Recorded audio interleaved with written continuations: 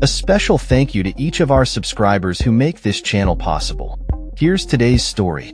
In a revealing new interview, former Prime Minister Boris Johnson has expressed regret over his handling of the Partygate scandal, describing his apologies as pathetic and groveling. This scandal emerged during the peak of the COVID-19 pandemic, when it was revealed that gatherings were held at Downing Street while the rest of the nation was under strict lockdown measures. Johnson, who resigned in 2022 amidst a flurry of controversies, has now taken a reflective stance in his memoir, Unleashed.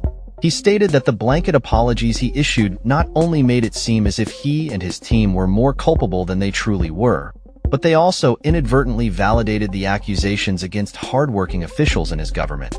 Johnson's comments were made during a special ITV news program, where he was pressed on whether he regretted apologizing to the late Queen for the parties that took place on the eve of Prince Philip's funeral. He declined to discuss his conversations with the Queen, emphasizing instead that his initial apologies were problematic.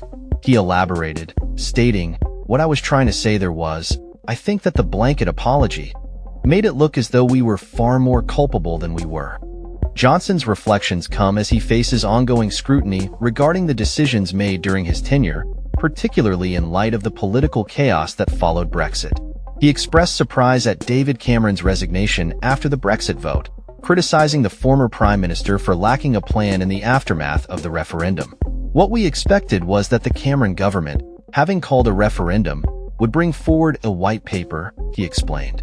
Johnson's remarks have sparked renewed debate about the accountability of leaders during crises, particularly in relation to the COVID-19 pandemic. In a heated exchange with ITV presenter Tom Bradby, Johnson defended his actions during the scandal, arguing that officials did not intend to break the rules. Bradby, however, challenged him, stating, "People are dying alone, and here is your private secretary writing to over 100 people inviting them to a party." This confrontation highlights the disconnect many feel regarding the government's actions during the pandemic, as families were forced to endure the loss of loved ones in isolation. Following the interview, Johnson faced further challenges in the media, as Sky News political editor Beth Rigby pulled out of an interview with him at the Cheltenham Literature Festival due to restrictions on recording the event. This has added to the narrative that Johnson is struggling to engage with the press and public effectively.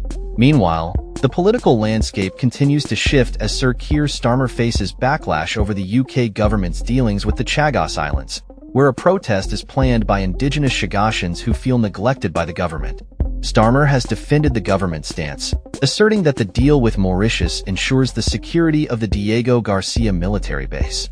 In the realm of legislation, a new bill to provide terminally ill patients with a choice at the end of their lives is set to be introduced, signaling a growing movement towards discussions on assisted dying in the UK. Labour MP Kim Leadbeater is spearheading this initiative, calling for a compassionate and respectful debate on the matter. She emphasized the importance of giving terminally ill patients the dignity and choice they deserve in their final months. As political narratives evolve and new issues come to the forefront, the implications of Johnson's reflections on Partygate and his broader political legacy remain to be seen. The former Prime Minister's insights into his time in office reveal the complexities and challenges faced by leaders during unprecedented times, and they prompt critical questions about accountability, governance, and the future direction of British politics. That's all for this story. We upload videos every day covering many different subjects, so hit that subscribe button to stay informed. Thanks for watching.